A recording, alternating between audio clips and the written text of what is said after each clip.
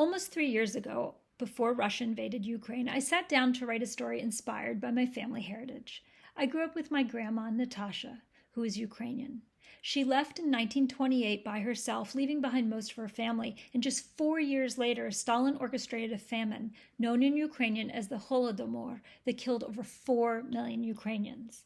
I wanted to tell the story of a Ukrainian family like my grandmother's that was caught up in this tragedy.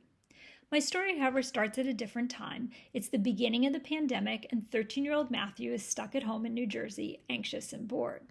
His mother moves in his great-grandmother Gigi, and Matthew discovers she's been keeping a painful, lifelong secret. Just like my Edgar Award-winning book, The Night Tourist, The Lost Year is a mystery. Matthew must piece together, bit by bit, Gigi's story when she was his age, as well as that of her two cousins.